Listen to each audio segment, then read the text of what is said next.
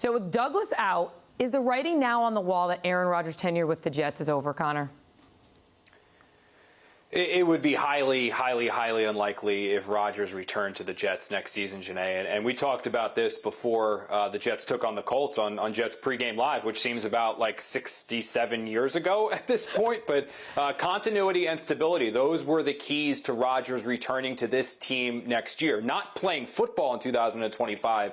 He absolutely still has those desires. But specifically about the Jets, he wanted the coaching staff to stay in place with Jeff Ulbrich and his staff and the offensive staff. And he wanted Joe Douglas to come back because what does a new GM mean? A new outlook on the roster. What does a new coach mean? A new offensive scheme. And at 41 years old, Aaron Rodgers does not want new NEW. He wants new KNEW, exactly what he knows already. So, yeah, in all likelihood, Aaron Rodgers is gone. And I'll be honest, Jeane, from talking to multiple sources within the Jets building, they would prefer a completely fresh start at not only GM, which is coming, head coach, which is coming, but quarterback as well.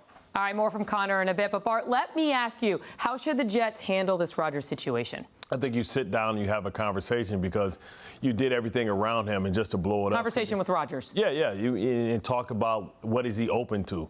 You know, if he's open to change, if he's open to doing things a more modern way with shifts and motions, then you hear him out. Because at the end of the day, you don't have a great contingency plan, for Aaron Rodgers because you didn't expect him to leave. Yeah, I think it's important because I think the future they were trying to rest in what Joe Douglas was trying to build was saying, hey, maybe we found somebody in Jordan Travis. He can be able underneath these two veteran quarterbacks for 2 years, and then he can potentially come out and be that cheap option when we have to pay Sauce, we have to pay Brees, we have to pay Jermaine Johnson. When you have to start paying guys, you want it right. You want to have a cheap quarterback. That's what most teams do. Either you have a cheap quarterback and a bunch of talent around him that's expensive, or you have an expensive quarterback and bargain pieces. So I think they have to have that conversation with him and see who's willing to come in and put together a 2-year plan, because you don't want to have all this talent and then start over with a rookie quarterback or a makeshift bridge quarterback and waste the talent of some of these guys who you're going to have to convince to stay because they're going to just start deciding to leave. They have to make decisions on guys like